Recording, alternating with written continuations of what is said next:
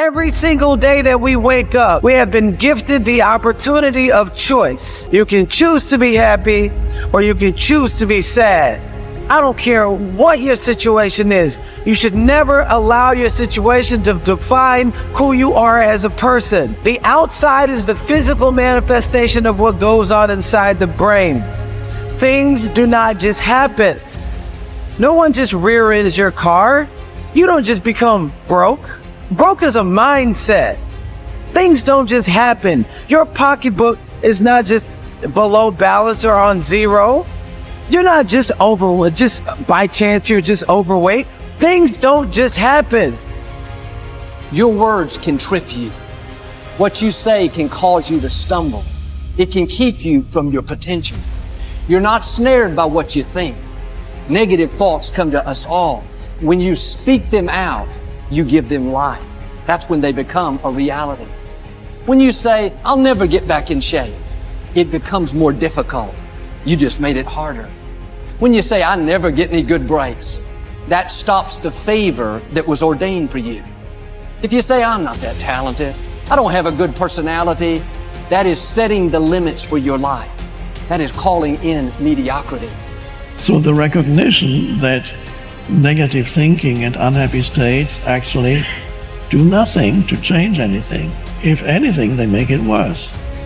So if there's enough awareness and you can suddenly look at that, and then you can ask yourself from the deeper perspective of awareness, do I want to continue to think these thoughts? Is that helpful or good? Do I really want that? Ask yourself, what is my limiting step? What is the one factor that determines the speed at which I achieve my goal, or whether I achieve it at all? Once you've answered this question, you can move on to making a plan for how to accomplish your goals by eliminating this limiting factor.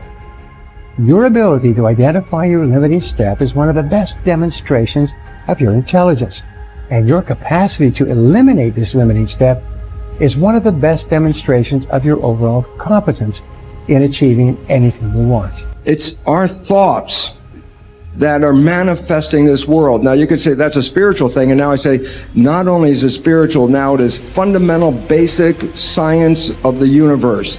And it says then the thoughts are creative. Well, if the thoughts are creative, then who is having the thought? And you start to realize, I'm having the thought. Well, then the truth is simple, as Richard Kahn Henry said, you are creating this world with your mental activity and your spirituality combined. And then all of a sudden it says, well, then if I'm creating the world, then my original belief that when things didn't go right, I was a victim. The universe wasn't supporting me. You know, it's like, oh, I try so hard and the universe is not giving me things. It turns 180 degrees around. And it basically says this, we are creating this world. And then I say, your mind is creating this world. Although you cannot change conditions or circumstance, you don't have to let them control you. We can't control what's going on outside, but we can control what's going on inside. You know, and unfortunately, I don't think many of us have been raised to really understand that. Yeah. And it's a lack of understanding that's causing all our problems. We are the only creature on the planet that's totally disoriented in our environment. All the little squirrels, the birds, all the animals are completely at home in their environment. They blend in. You and I are totally disoriented in our environment. We've been given the mental faculties to create our own environment. However, we go right through school and we've never learned that. We have higher faculties, and the average person has no knowledge of how to operate them, how to develop them. We have perception, the will, reason, imagination, memory, and intuition. Now, those mental faculties, they're not just words, they're actually mental faculties that we can use to take control over our world and to create the environment that we want. But unfortunately, we grow up, we don't know that. We've been raised to live through by what we see, hear, smell, taste, and touch, our physical senses. And we've been raised to be controlled by what's going on outside. As little kids, will you listen to what I'm telling you? Will you look at this? You know, And so it's all outside. We get our report card, and that tells us what kind of student we are. But it really tells us where our mind was at for a few minutes 3 weeks ago.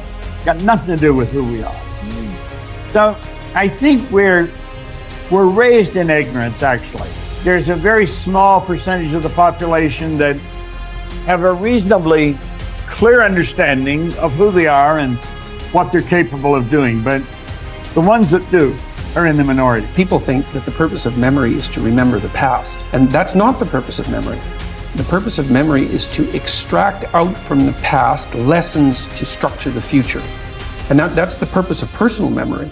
And so you're done with a memory when you've extracted out the information that you can use to guide yourself properly in the future. So if you have a traumatic memory, for example, that's really obsessing you, if you analyze that memory to the point where you figured out how you put yourself at risk and you can determine how you might avoid that in the future, then the emotion associated with that goes away. So memory has a very pragmatic function. And cultural memory is the same thing, is that we need to extract out stories from our past that structure our future. And we need that because, first of all, if you don't have a purpose, let's say, it isn't that your life becomes neutral in a meaningless sense. It's that your life becomes characterized by unbearable suffering, because the baseline condition of life is something like unbearable suffering. And what you have to set against that is a noble and worthwhile purpose.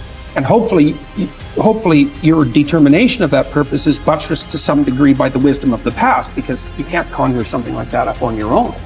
And if you provide people with nobility of purpose, then they can tolerate the suffering of existence without becoming entirely corrupted by it. And cultures that don't do that, it isn't even so much that they die, it's that cultures that don't do that are dead. They're done. They don't have a story anymore. They don't have a call to adventure. And then everyone suffers stupidly as a consequence. It's a very bad thing. So Churchill made the same observation that many of the great psychologists and philosophers made in the early part of the 20th century. Bring the story forward and propagate it and make it the most noble possible story. And then you motivate people to transcend themselves, which they need to do. So yes, he's exactly right in his diagnosis. In order for us to become abundant, we have to overcome the old personality. And that's 95% of who we are, right? Yes. So then, the side effect of the beginning of this process is a lot of discomfort.